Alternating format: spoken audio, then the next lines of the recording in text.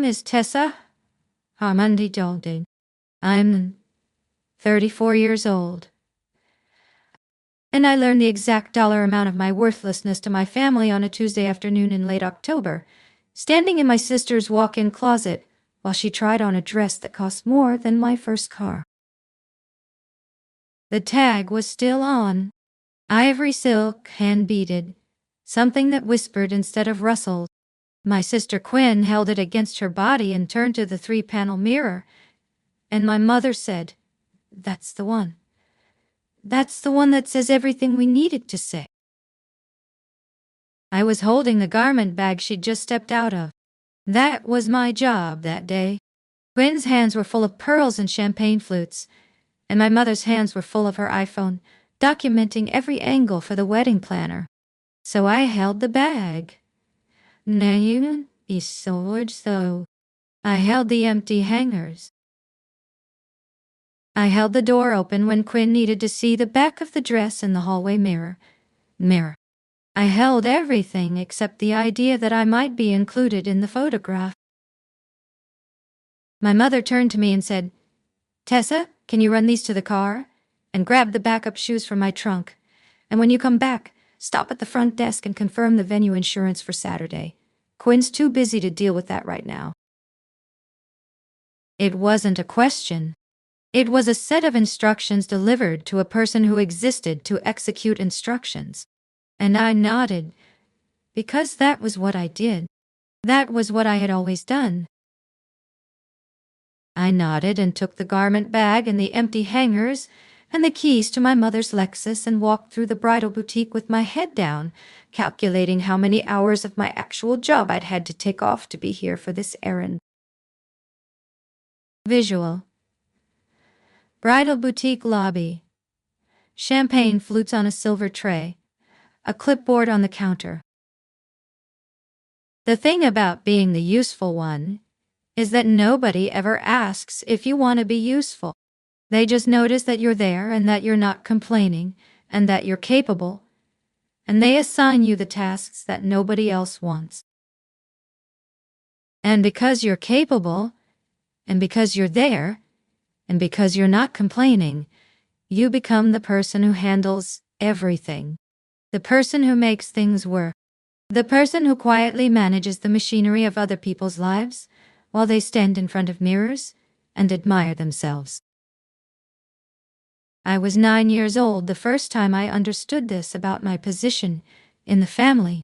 My parents had bought a new house, a bigger house, the kind of house that had a formal dining room, and a guest bathroom, and a basement that wasn't finished, but would be eventually. The weekend we moved in, my mother gathered Quinn and me in the empty living room and said, "Girls, I need you to understand something. This house cost us everything we had. We are stretched, we are thin. So I need you both to be helpful." And then she pointed to me. "Hey, Tessa, you're so good at organizing. You're going to unpack the kitchen. I need everything put away exactly the way I tell you. Quinn's going to help me pick out paint colors for her room. And then I was 9. Quinn was 7. I unpacked every single box in that kitchen, 142 boxes by my count, while my mother and Quinn sat on the floor of the bedroom with paint swatches spread out like playing cards. At 9, I didn't think of it as being relegated to labor. I thought of it as being trusted. Now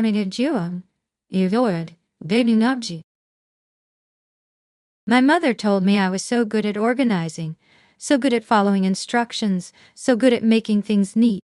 It sounded like praise. I was 12 when I realized it wasn't praise. It was a job description. Visual. A kitchen counter. Boxes labeled kitchen, fragile.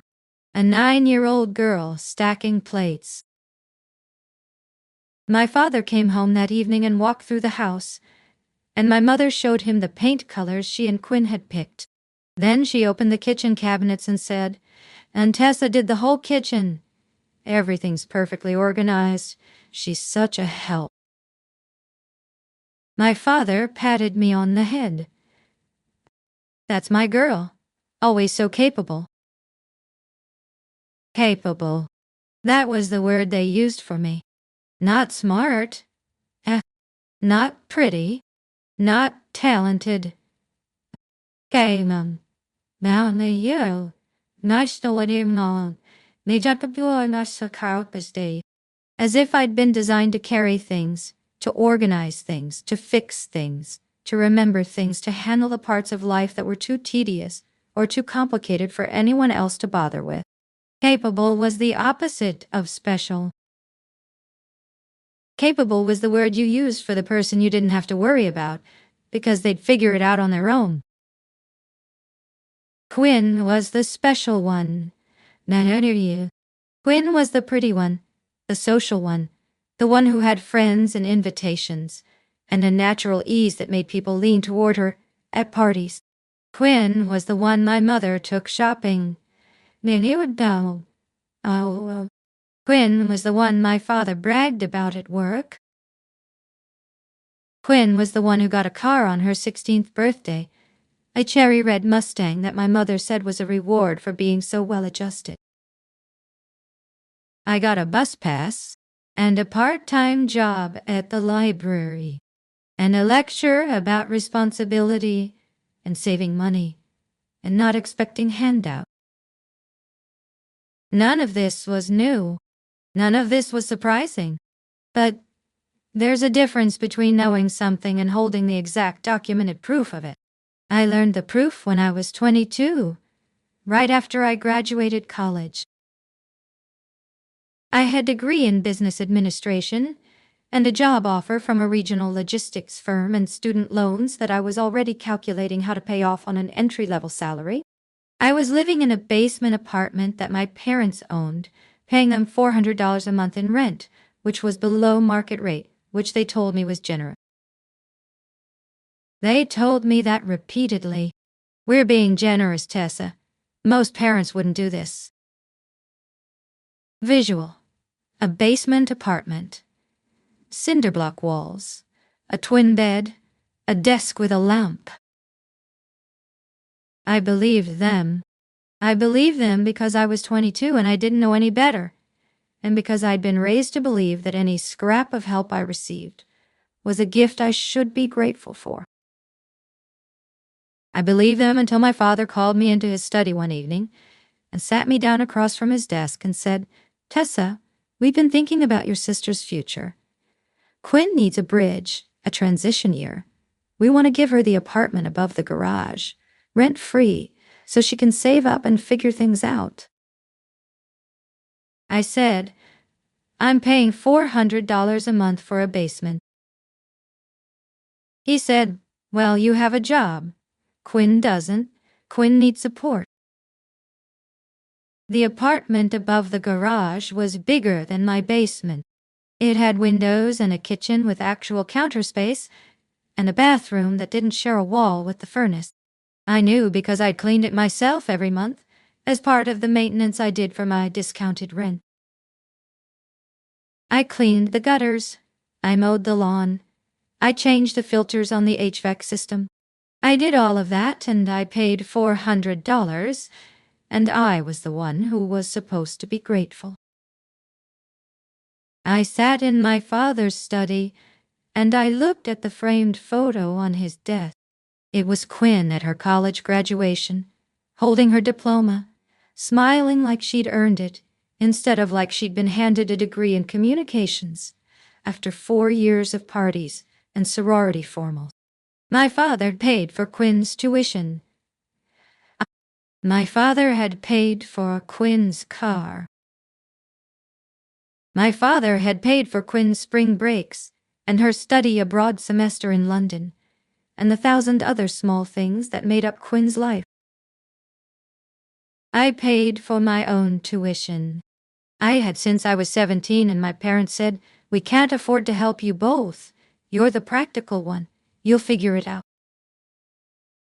There's a number that sits in my head, repeating itself like a line from a song I can't stop hearing. 13 years. 13 years is how long I managed the family's vacation rental property on Lake Michigan.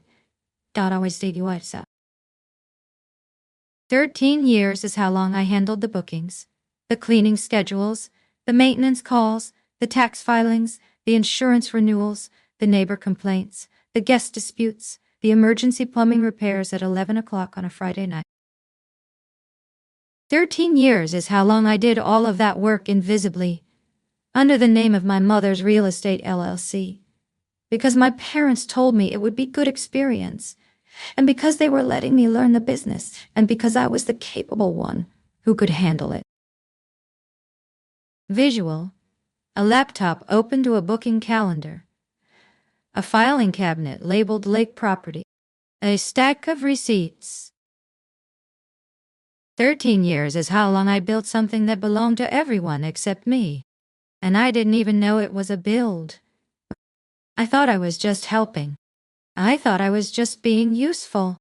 I thought that was what family did, that we contributed to a shared enterprise, that we all put in what we had, and we all got out what we needed. I was 34 years old before I understood that I was the only one putting in, and that what I was building was not shared at all. It is appropriated. The mechanism was a tax document, a Schedule E, filed every year with my parents' personal return, listing the rental property income and expense. I filled it out every February. I gathered the receipts. I calculated the depreciation. I reconciled the bank account. I did it because I knew the numbers better than anyone, because I was the one who had been managing the property for 13 years, because it was easier to just do it myself than to explain to my mother the difference between capital improvements and repair expenses. The LLC was called White Pine Holdings. My mother was listed as the registered agent.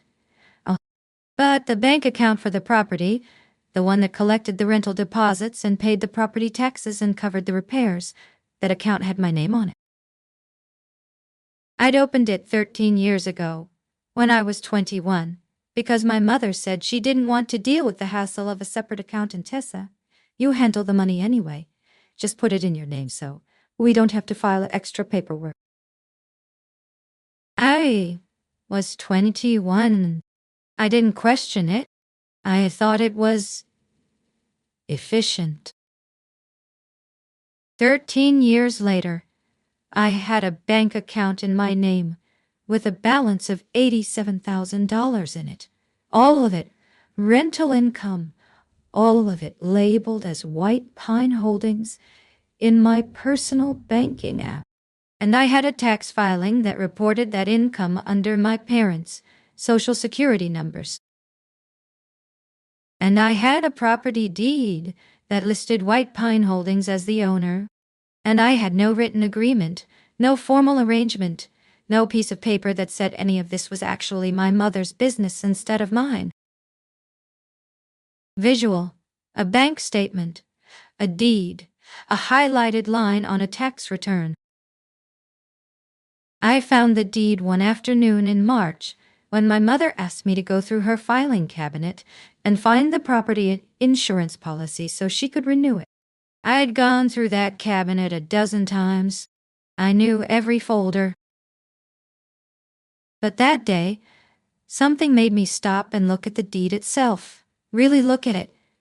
The way you look at a photograph you've seen 100 times, and suddenly notice something in the background you've never seen before. White Pine Holdings, LLC, Doler, registered agent, Tessa Harmon, and underneath that, in the small print of the incorporation filing, a single line, member managed. Sole member? I didn't know what that meant. I had to Google it on my phone while sitting on the floor of my mother's home office. Sole member meant one person owned the LLC. One person had legal control. One person was the sole managing member, And if that member was the registered agent, that person was my mother. I'd known she was the registered agent. I'd thought that was just a formality. I didn't know it was the entire ownership structure. I didn't know that I was legally an employee, at best, a volunteer, at worst, with no claim to any of the equity I'd been building for 13 years. But I also found something else in the corporate file. A banking authorization form. The original one from 13 years ago, authorizing the opening of the account at the credit union. My mother's signature was on it, and my name was listed as account manager, which I'd known. But there was also a line for ownership interest, and the credit union had checked a box that said individual account. Not business account. Individual account. My name on it. No mention of White Pine Holdings anywhere in the banking documentation, except the name I'd given the account when I opened it. Visual. A banking authorization form. A checked box. 2 signatures. I closed the filing cabinet and sat on the floor for a long time. I thought about the 13 years of booking calls and cleaning schedules and tax filings.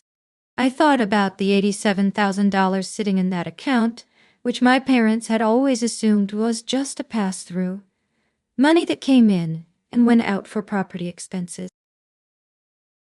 I thought about the fact that I had never given them access to that account. I thought about the fact that they had never asked for access, because they had never wanted to deal with the details, because I was the one who handled the details. I was the one who handled everything, and that was the thing that would finally break them. I didn't do anything with the information right away.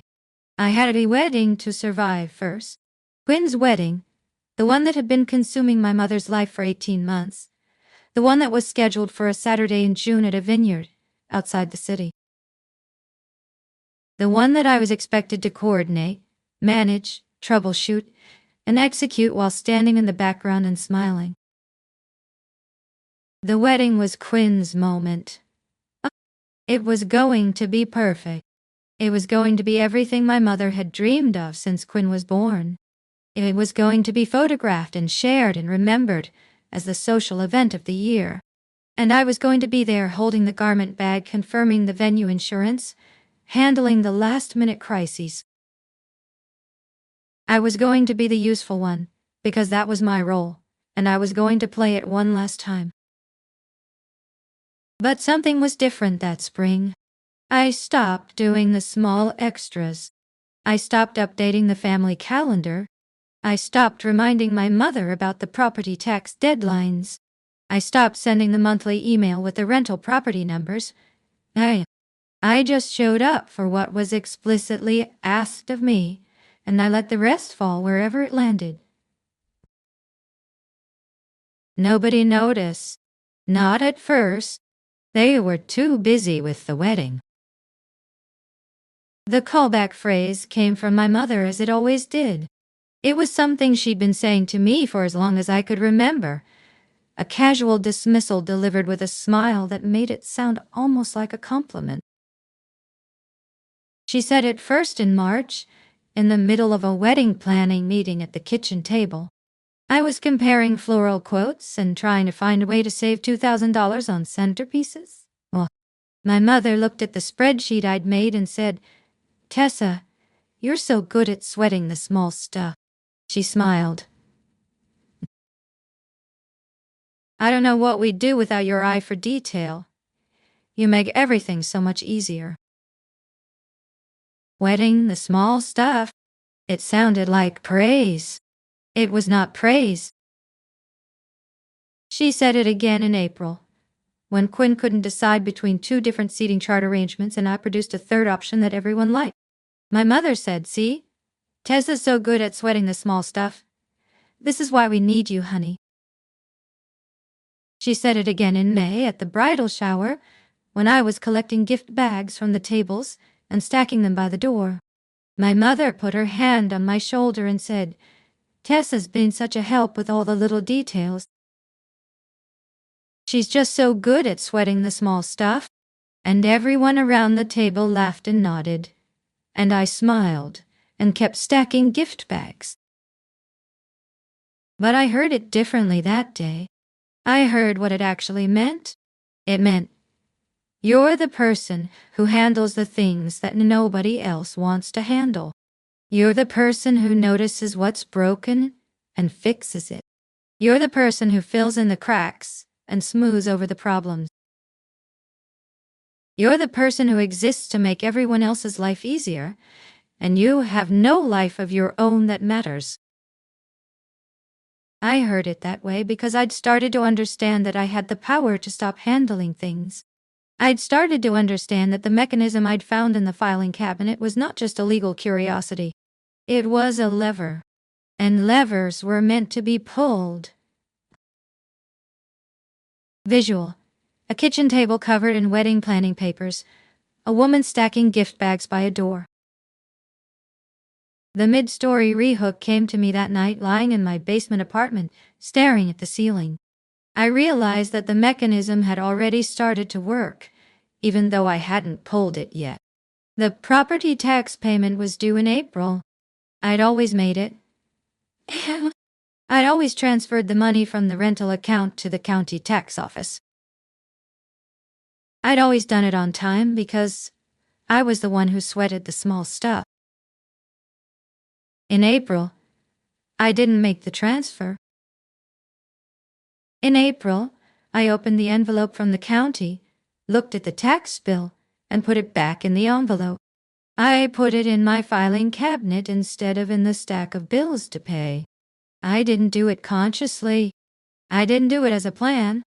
I just did it. The same way you set down a glass you're not ready to drink from. The tax bill was $14,000. It was due by the end of April, and for the first time in 13 years I didn't pay it. I didn't tell anyone. I didn't warn my mother. I didn't send an email. I just let the date pass, and I let the penalty accrue, and I let the county file a notice of delinquency against White Pine Holdings, LLC. Nobody noticed. Now, the wedding weekend arrived. June.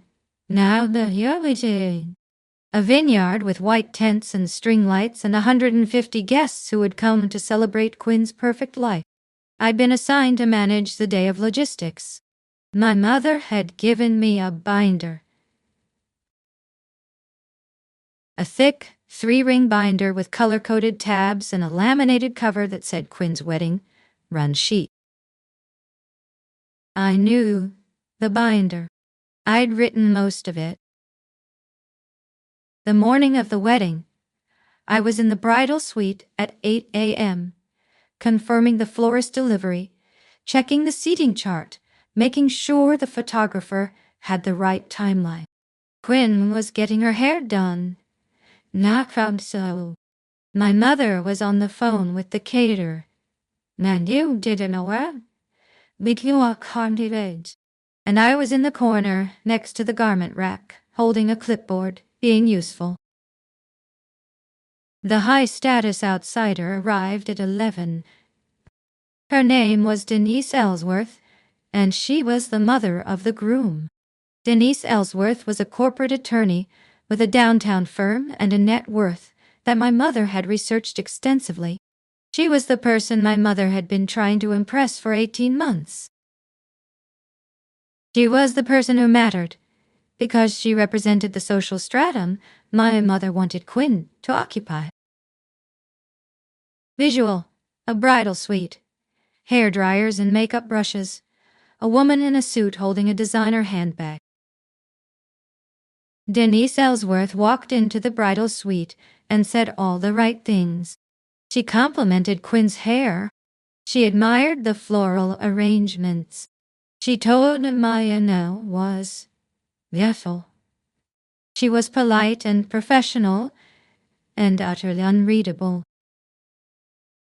And then she turned to me and said, "You must be Tessa."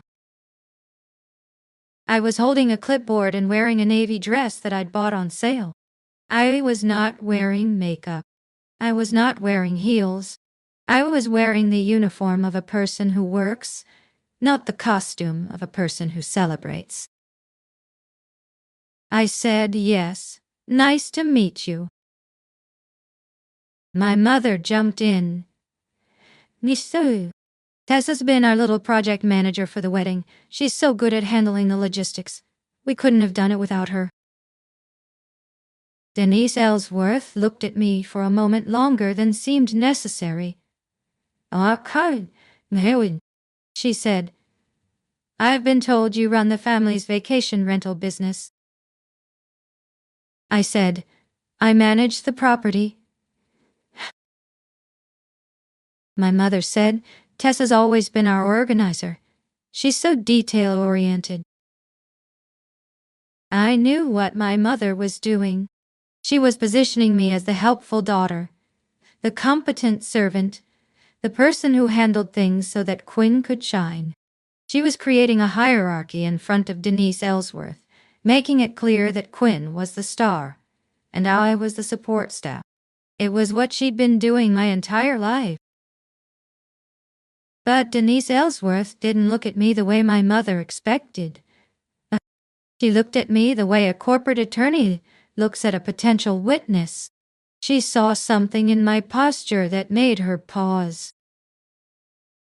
Later that afternoon, I would understand what she saw. But in that moment, I just smiled and nodded and went back to my clipboard. The ceremony was at 4 p.m. The sun was perfect. The vineyard was beautiful. Quinn walked down the aisle in her ivory silk dress, and everyone cried, including me, because even I wasn't immune to the sheer accumulation of performance and expectation that had built up to that moment. I held my clipboard and I made sure the ring bearer had his pillow, and the flower girl had her basket, and the sound system played the right processional music. I was useful. I was so useful. And then the reception began. The reception was where it all fell apart. Not dramatically, not with screaming or crying, with something much quieter, much more administrative, much more devastating because it was entirely logical. I was standing near the bar, checking the final vendor payments, when my mother came over with a glass of champagne and a smile that was slightly too bright. She said, "Tessa, you've been such a help today. I don't know what I'd do without you. You're so good at sweating the small stuff." That was the third time. The public delivery, the performance of praise, the ritual dismissal in front of a room full of people who didn't know what the words actually meant. And then she said after the wedding, "We need to talk about White Pine. We've been thinking about making some changes." I said, "What kind of changes?" She said, "Quinn and her husband might need a place to stay while they figure things out. We were thinking they could use the lake house, for a while. As a favor. We'd have to shift the rental schedule around." I looked at my mother. I looked at the room full of people celebrating Quinn's perfect life. I looked at Denise Ellsworth standing near the cake table, watching me with that same unreadable expression. And I said, "The lake house has a delinquent tax notice on it. The county filed a lien. White Pine Holdings can't legally transfer occupancy until it's resolved." My mother blinked. "What?" I said I didn't pay the property tax bill in April. It's been sitting in my filing cabinet. She said, "Well, pay it. Write a check. We'll cover it." I said, "There's no check to write. The account has $87,000 in it. The account is in my name." It's not a White Pine Holdings business account. It's an individual account that I've been using for 13 years to hold the rental income. I'm the only signatory. I'm the only person with access. And I'm not authorizing any transfers until we clarify who actually owns the property. The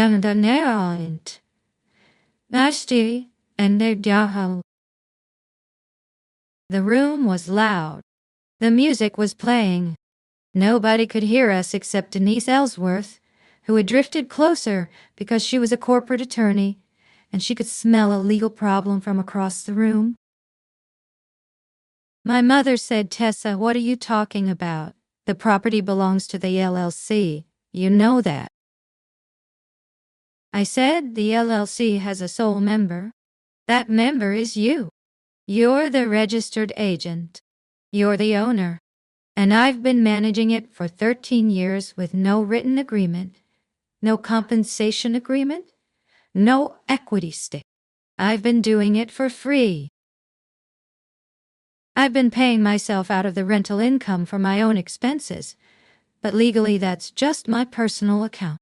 I've been commingling funds.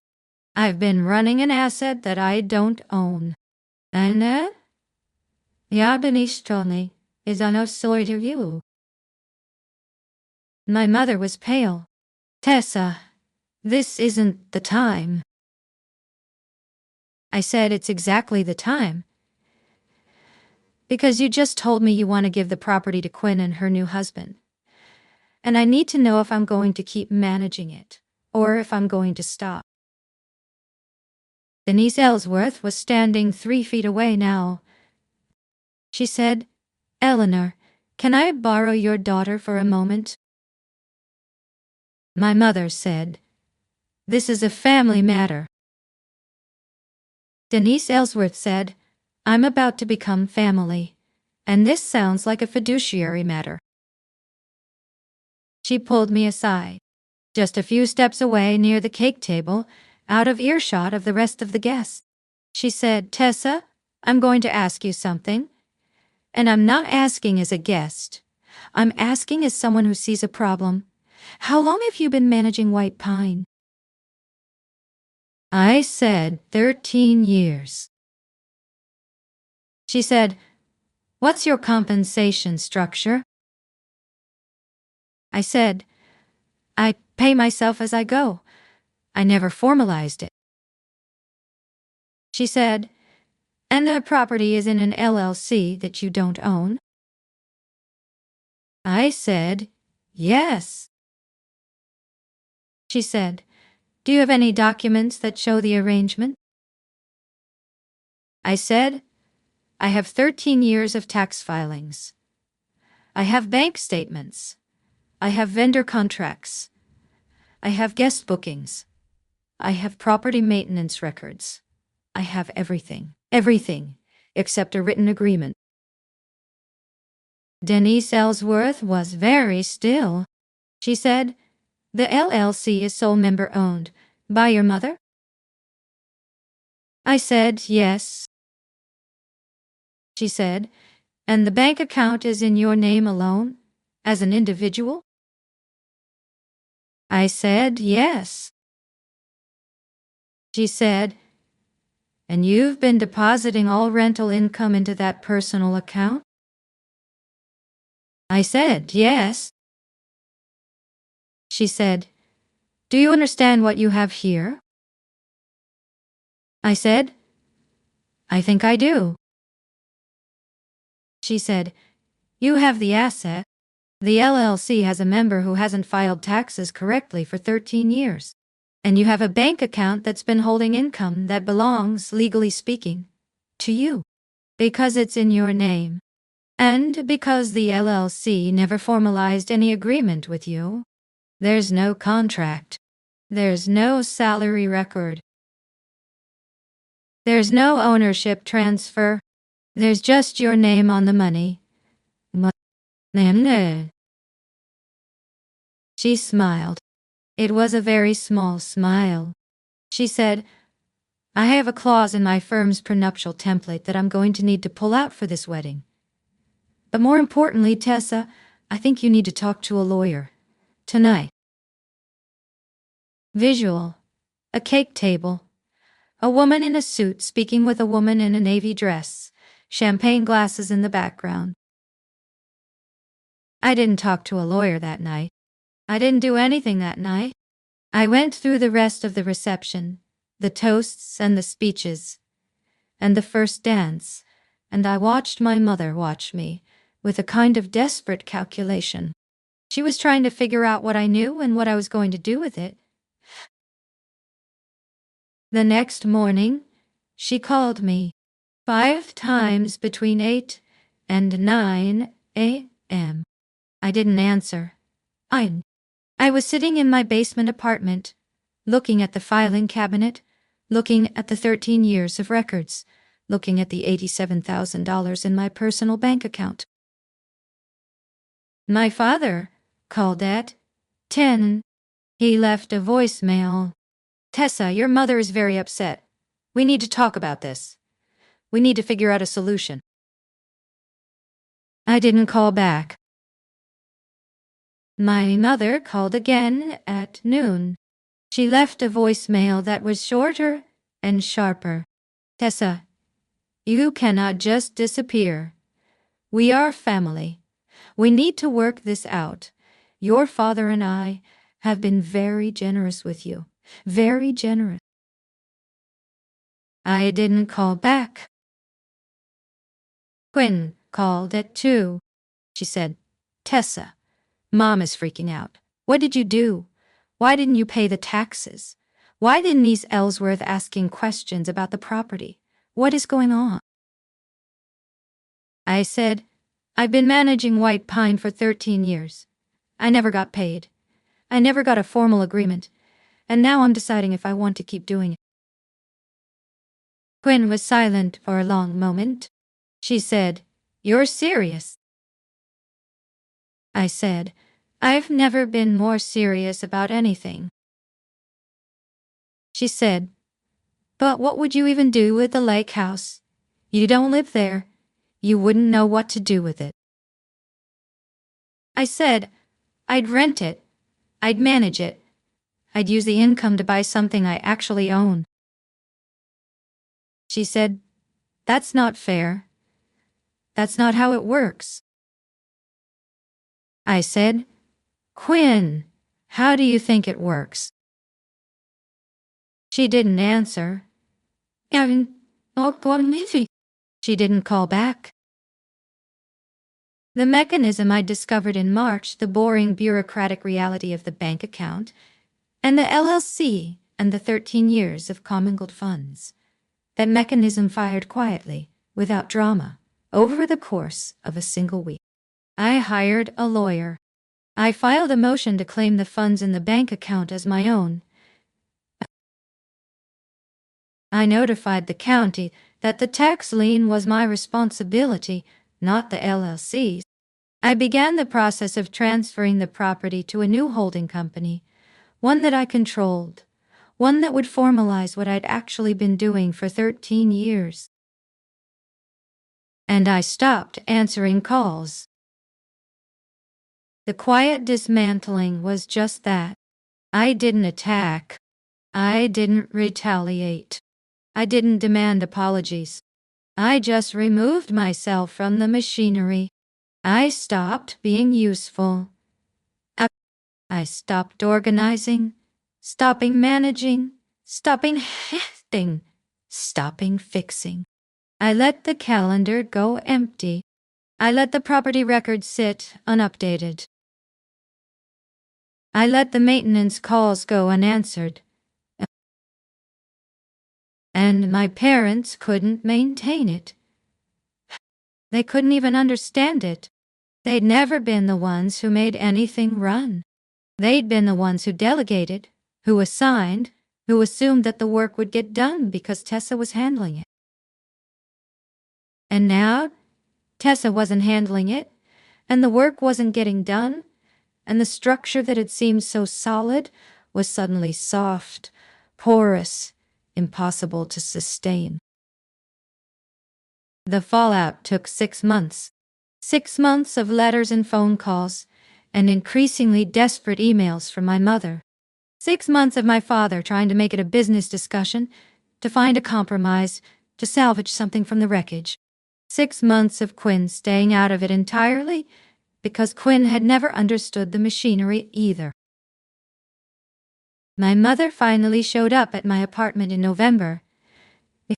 She stood in the doorway of my basement and said, "Tessa, we need to talk." I said, "I'm listening."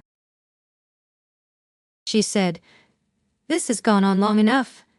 You're being unreasonable. You're punishing us for things that were never meant to hurt you. Your father and I provided for you. We gave you a home. We gave you opportunities." I said, "You gave me unpaid labor. You gave me a basement apartment that you charged me rent for.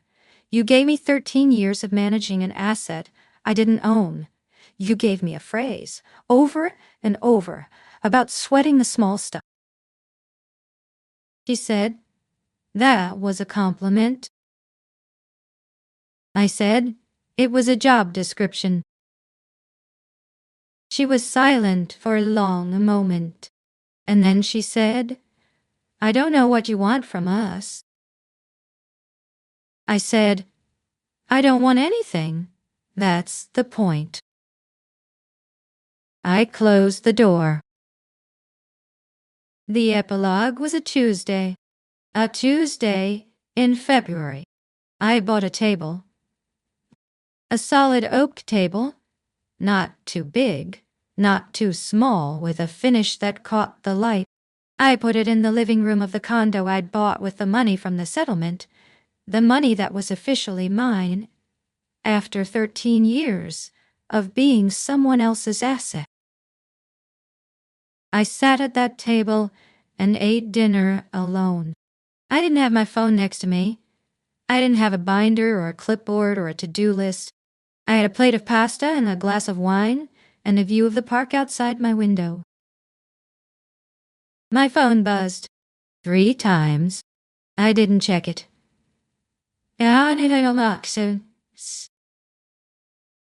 I sat at my table and looked at the furniture I'd bought and thought about how long it had been since I'd owned something that was mine. Not borrowed, not managed, not maintained for someone else's benefit, just mine. The buzzed again, 4 times, 5 miles. I didn't check it. The next morning, my father left a voicemail. His voice was tired. He said, "Tessa, your mother and I have been talking. We're going to put the property on the market. We can't manage it. We've never been able to manage it. And we're sorry. We're sorry we didn't see what you were doing for us." He paused. He said, "We should have paid you. We should have given you an agreement. We should have treated you like a partner instead of a helper." I listened to the voicemail twice. I didn't call back.